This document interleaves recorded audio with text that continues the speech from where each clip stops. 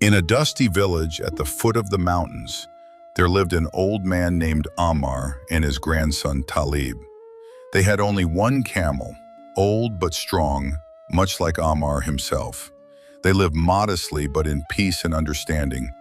Ammar often told his grandson, "In life, the most important thing is the heart. If your heart is pure, the path will reveal itself." One day they set off for the city market. The road was long and passed through several villages. Ammar placed Talib on the camel and walked beside him, barefoot on the stones. Talib tried to protest, but Ammar smiled gently. "Each age has its duties. You're young, you must learn. I must take care of you." They had barely made it halfway when they met a group of women carrying water jugs. The women exchanged glances, and one of them shook her head. "Look at that, the old man is struggling on foot, and the boy rides like a sultan. Shameful," added another. "No respect, no sense." Talib blushed, climbed down, and said, "Grandfather, you ride, I'll walk." Ammar nodded silently. Now he rode, and the boy walked beside him. In the next village, traders were lounging in the shade. One of them smirked. Well, well, the old man rides while the child struggles behind. Where's his heart? Has age made him blind? Times have changed, another sighed. In the old days, elders carried children. Now they ride like kings. Ammar frowned. He dismounted and after a pause said, "Very well, my boy, let us ride together." So they both rode on. The sun scorched the road, the wind kicked up dust, and the camel trudged slowly beneath the weight of two. Eventually they met a wise scholar returning from the madrasa. He squinted at them and cried, "What madness is this? Two bodies on one tired beast. Have you no shame? You'll drive the poor animal to death." Ashamed, both Ammar and Talib got down. The camel sighed and stretched toward a bush for some thorns to chew.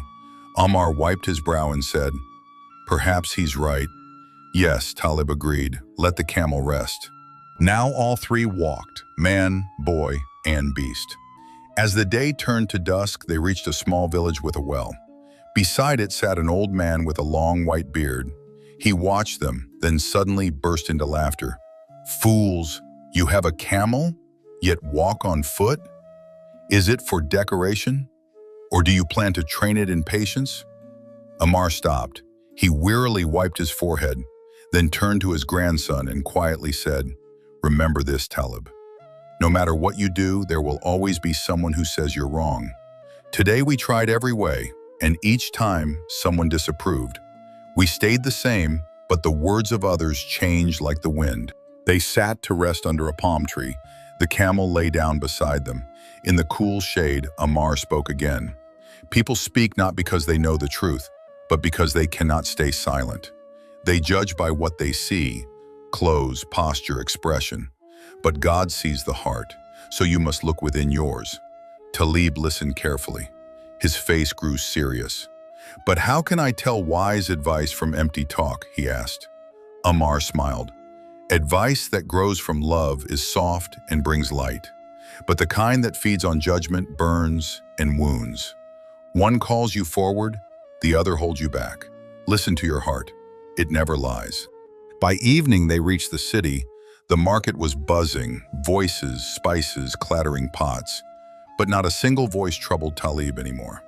He had learned, if you try to please everyone, you'll lose yourself. From that day on, Talib walked through life with a light heart.